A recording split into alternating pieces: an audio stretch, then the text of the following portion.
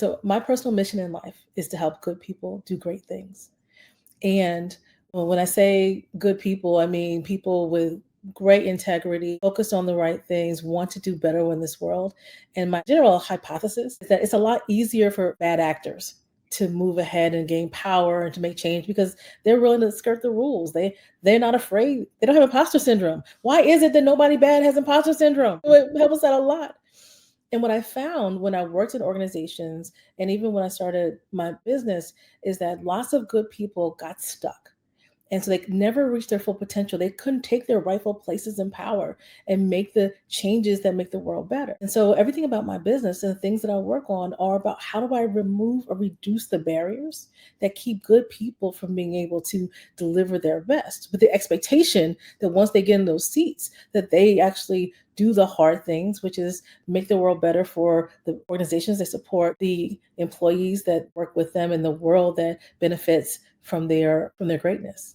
So it's been very cool for me. So whether it's executive coaching, which helps individuals get past their internal barriers, whether it's facilitation, helping groups come to decisions, so that's intrapersonal challenges, or it's organizational, which are structural and systemic barriers. Each one of those things allows for us to just make it a little easier for good people to be their best. You brought up something that I just want to pause on some of the gems because you're inspiring a 10-year-old that'll be watching this all the way up to people that are active now but have been orchestrated to be very frightened and fearful of demonstrating their integrity, demonstrating their authenticity. So I just want to pause for the audience so you can really hear what Tara is bringing forward, that is all rooted and grounded on foundation of us actually delivering integrity inside of worlds that have been structured to make the path of least resistance the easy path for people to just fast, self-serving, only think of themselves. So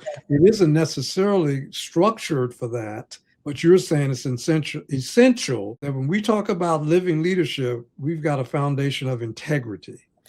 It is so essential because it takes so much to be a leader right now.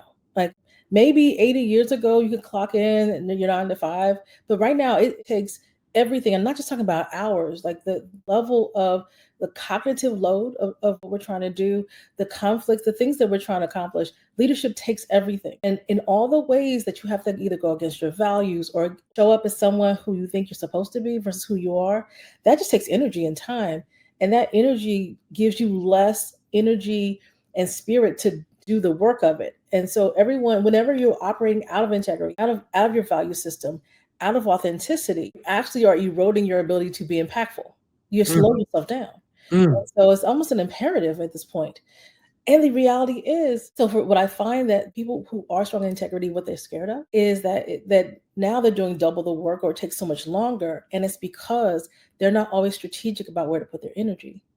So just because when we say operating with integrity doesn't mean that you then have to dot all the I's and cross all the T's, because success does not always require that, right? And so there's a strategy of understanding what is required in the situation, then figuring out with integrity, with authenticity, what you're willing to do. And here's the key, and be okay with the consequences that come.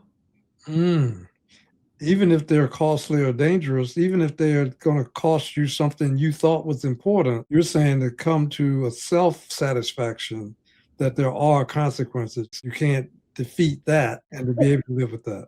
You have to be able to live with that. Like what I find so interesting is that sometimes I'll work with someone and they'll say, you know what, it's not fair. It's all about who you know here. And I don't want to spin a game of politics. So I'm just going to sit here and do my great work. Okay, but then you can't be mad when you're not promoted, because the success model here is about getting to know people. And it doesn't mean that then you turn yourself into somebody you're not. But we all get to figure out like what levels we're willing to play, whatever game we're in, where our integrity stops and says, no, I'm not that person. And then somewhere in the middle is the answer of where you will land with realistic consequences for the environment. And guess what?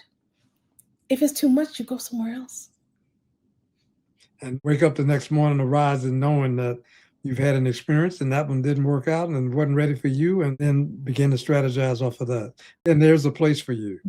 That's sometimes hard to see around the corner, that we can believe Mm, and know that there's a place for me when you can't just see it right up front. I mhm. want to underscore again 2 words you've used, which is energy. You've said it 4 times already. Energetic solutions sometimes are embedded in the very thing that's draining your energy. Yes. That if you step back and look at what's draining your energy, it's often masking inauthenticity. Mhm. And then the solution is embedded in the problem. So I like this framework of energetic solutions are within Mhm. every challenge. Another way to say it is the challenge is wrapped up in disguise. It's disguised opportunity if we just have the energy to actually interpret the frustration and some of the misalignments. Yeah, and so my energy to me is so important is because the way that our world works. Like, okay, so you got a ton of books on your bookshelf about organizational development, human behavior. I have a ton, and what they all say in some way, shape, or form is people are humans. They like to work and give opportunities to people that they like. They respond to things that feel either passionate, charismatic, whatever those things like that, and all those are aligned with how you show up energetically. And Right. so in a lot like this is I know it sounds crazy to some people, but a lot of times like having the right energy and like, when you go into an experience and you build relationships, that gives you so much leeway for mistakes. That gives you so much leeway for I don't know. It gets you in rooms and places that being excellent alone may not, right? And so we lose that. I think is so critical to how success is defined, particularly in the Western world. Stay with that for one more sentence because why is it so important to have that leeway if we're going to have life at its best, if we're going to have fulfillment, that leeway to make mistakes? That is so precious because a lot of systems and structures hit you with various kinds of isms, but one of them is perfectionism. Yes. And then we take ourselves out. So why is it important to have that leeway and to lead people with the space and grace to have the leeway for learning? That's what you're really saying. The leeway for learning. I love how you said that. So first of all, I'm gonna out myself as a recovering and not quite done yet perfectionist. Do as I say, that's I do. I'm working on myself. One day at a time, 1 hour at a time. Whatever the time. But perfectionism, like having the space to learn is so important. And when you start to really, if you just step back and watch how organizations operate, there are mistakes all the time. The question is who gets the ability to make a mistake? How big is that mistake? Yeah. And, Yeah. and how do you recover from those mistakes? Those are all the things that actually make a real difference.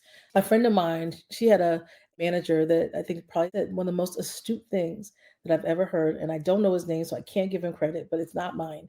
But I do want to offer it to your audience. He said in life there are two types of doors: one-way doors and two-way doors.